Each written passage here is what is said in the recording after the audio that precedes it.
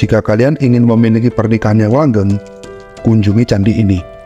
Candi yang konon dibangun sebagai mas kawin pernikahan dua bangsa besar yang berbeda keyakinan. Mari kita kunjungi candi kembar yang anggun. Inilah Candi Plaosan.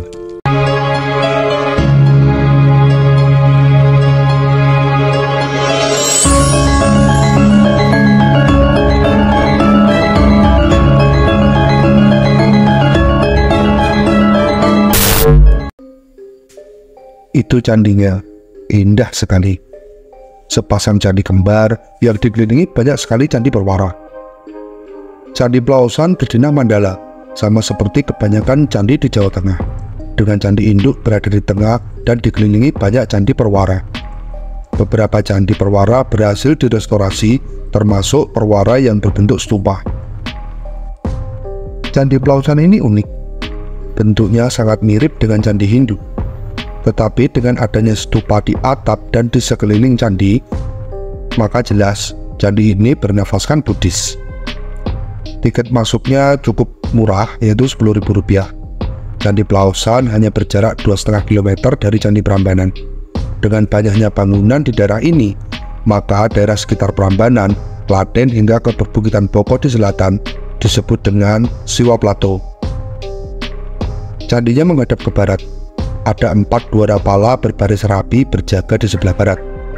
Kompleks Candi Plaosan merupakan kompleks bangunan kuno yang terbagi menjadi 2, yaitu Plaosan Lor dan Plaosan Kidul. Kedua kompleks candi ini dipisahkan oleh sebuah jalan raya dan area persawahan. Pada Candi Plaosan Lor terdapat 2 buah candi utama yang dikenal dengan Candi Utama Utara dan Candi Utama Selatan. Kedua candi ini sering disebut dengan candi kembar karena bentuknya yang hampir serupa. Setelah melewati arca duara pala, terdapat gapura kori agung dan tembok keliling yang mengelilingi kedua candi utama. Dan di 4 sudut sisi candi terdapat candi perwara yang berbentuk stupa. Candi induk utara dan selatan juga dipisahkan dinding pembatas dan terdapat gapura di tengahnya. Candi Plaosan berbahan batuan andesit dengan kaki berpelipit genta, belah rotan dan datar. Candi utamanya utuh dari bagian alas, badan hingga atap candi yang berbentuk stupa. Banyak sekali ornamen purnakalasa yang berarti kesuburan. Pahatan makara pada sisi tangga juga sangat detail dan sangat halus sekali. Pada antarala terdapat 3 ukiran kala. Cukup unik ya, berbeda dengan candi-candi yang lain. Karena biasanya ukiran kala hanya terdapat di atas pintu candi. Pada badan candi terdapat arca-arca bodhisattva yang terdapat dalam relung candi. Pada area dinding terdapat relief-relief yang menghiasi hampir seluruh bagian. Relief paling bawah yang berada di kedua candi utama tersebut mempunyai perbedaan. Candi utama bagian utara menggambarkan perempuan dan candi utama bagian selatan menggambarkan laki-laki. Ini menarik, seperti asrama saja ya. Mengenai sejarah berdirinya, menurut De Kasparis, Candi Plaosan menjadi bukti cinta beda agama dan saksi bisu nyata kekuatan cinta dapat menyatukan perbedaan keyakinan. Candi Plaosan dikatakan dibangun oleh Rakai Pikatan, sang Raja Medang, sebagai mas kawin untuk meminang Pramodawardhani dari wangsa Shailendra. Candi ini sekaligus dikatakan sebagai bukti toleransi antar dinasti Sanjaya yang beragama Hindu dengan dinasti Shailendra yang beragama Buddha. Dan hasil dari penelitian Kasparis inilah yang dipercaya melahirkan mitos bahwa setiap orang yang membawa pasangan, baik itu suami istri ataupun masih pacaran, bakal langgeng jika mengunjungi Candi Plaosan. Sebaliknya, jika pasangan dibawa ke Candi Prambanan, hubungannya malah tidak akan langgeng. De Kasparis memegang pendapat itu setelah menafsirkan isi prasasti Sri Kahulunan yang berangka tahun 842 Masehi yang ditulis dalam bahasa Sanskerta bahwa Candi Plaosan dibangun Ratu Sri Kahulunan dan dibantu suaminya. Kasparis menafsirkan Sri Kahulunan adalah Pramodawardhani, putri mahkota penerus Raja Samaratungga dari wangsa Shailendra. Tetapi banyak yang meragukan pendapat Kasparis, salah satunya adalah epigraf Bukhari. Bukhari menafsirkan Sri Kahulunan yang dimaksud bukanlah permaisuri Rakai Pikatan alias Pramodawardhani. Pramodawardhani memang tercatat pernah dinikahi Rakai Pikatan, namun ia bukan istri satu-satunya. Sri Kahulunan yang dimaksud tak lain merujuk pada Ibu Suri atau ibundanya Pramodawardhani, yakni Dewi Tara alias Putri Darmasetu. Sumber lain juga menyebutkan bahwa Candi Plaosan sudah dibangun di masa Raja Meda kedua, yaitu Rakai Penangkaran. Sementara candi yang dibangun Rakai Pikatan sebagai Raja Meda ke-7 adalah Candi Loro Jonggrang atau Candi Prambanan, karena Rakai Pikatan beragama Hindu Siwa.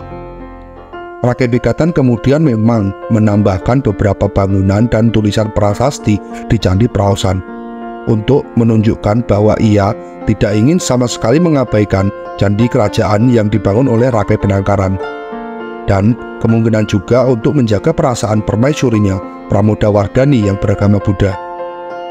Ia menambahkan 2 candi perwara berupa bangunan stupa. Bukti bahwa bangunan stupa itu merupakan tambahan dapat dilihat dari perbedaan tulisan dengan tulisan pada candi perwara yang lain. Kenyataan ini yang tidak dibicarakan oleh Kasparis. Bangunan stupa dan sejumlah candi perwara yang mengelilingi 2 candi induk di Candi Plaosan sebagai anumoda atau persembahan Dharma Rakai Pikatan untuk bangunan suci kebudayaan.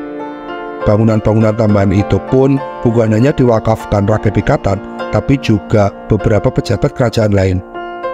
Di antara candi-candi perwara, terdapat prasasti berupa tulisan-tulisan pendek yang menyebutkan nama para penyumbang dan pemberi wakaf, di antaranya Dharma Sri Maharaja atau Dharma Sang Maharaja, Astupa Sri Maharaja Rakai Pikatan atau Stupa Persembahan Rakai Pikatan, Anumoda Sang Kalung Warak Pudaksa, Persembahan Kalung Warak Pudasa, Anumoda Sri Kahulunan atau Persembahan Sri Kahulunan, dan Anumoda Pungkur Puagam, Persembahan Sangda Pungkur Puagam.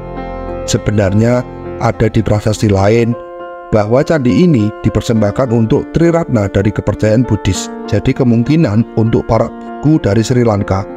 Para guru-guru yang di sana didatangkan ke sini. Di sini dibangunkan wihara untuk mengajar di sini. Jadi candi ini dulu semacam wihara. Teori lain juga menyebutkan kalau yang sebelah kiri itu untuk para bikuni dan yang sebelah kanan untuk para biku.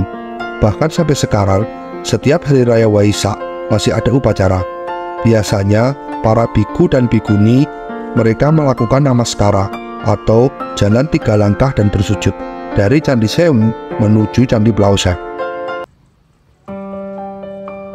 Dari keindahan Candi Plaosan, kita bisa belajar bagaimana nenek moyang kita sangat menghargai perbedaan. Bahkan mereka bergotong royong untuk membangun candi yang sangat indah. Berbeda bukan berarti harus terpisah. Justru dengan berbeda, seharusnya kita bisa saling melengkapi. Pada masa sekarang, politik identitas seringkali digunakan untuk memecah belah persatuan yang sudah lama terbentuk dan menjadi identitas bangsa demi mencapai tujuan individu tertentu. Kejamnya politik identitas menggerus nilai-nilai luhur yang tertanam pada jiwa manusia Indonesia. Kita harus melawan, karena jika kita membenci perbedaan, kita sejatinya membenci seluruh manusia, karena semua manusia pada dasarnya diciptakan berbeda, tidak ada yang sama.